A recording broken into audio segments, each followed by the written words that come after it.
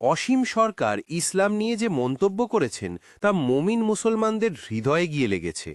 একবার ভেবে দেখুন তো, হিন্দুদের দেব দেবী দুর্গা, সরস্বতী, কালী ও মহাদেবকে নিয়ে বছরের পর বছর ধরে কি পরিমাণ কুরুচিকর মন্তব্য, অপমান আর বিদ্বেষ ছড়ানো হয়েছে।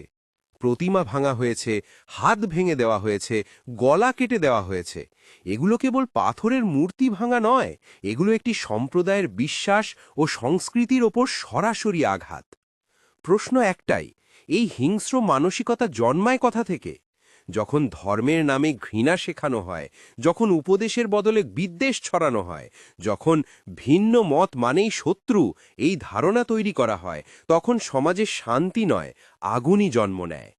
তারপরও দেখুন, এই সমস্ত অপমান ও আঘাতের পর হিন্দু সমাজ কতটা সংযম দেখিয়েছে, কত কম প্রতিশোধ, কত কম উন্মত্ততা। এটাই সনাতনী দর্শনের শক্তি, সহিষ্ণুতা, মানবিকতা ও আত্মসংযম। আর ইসলাম শিখায় কট্টরতা, অন্য ধর্মের মানুষকে কাফের বলে ঘোষণা করা। এগুলো কি মিথ্যা?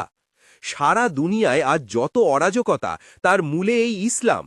ইসলাম যদি এতই শান্তির ধর্ম হবে, তবে পাকিস্তানে কেন অশান্তি? Afghanistan, Syria, Libya, Iraq, Iran সহ কোন মুসলিম দেশে শান্তি বিরাজ করছে না? বরং দুনিয়ার সমস্ত খারাপ কাজগুলোই এসব মুসলিম দেশে হয়।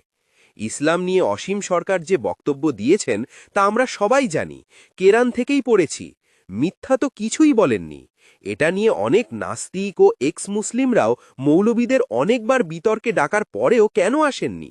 হেরে যাওয়ার ভয়, নাকি সত্যিটা উন্মোচন হবে সেই ভয়?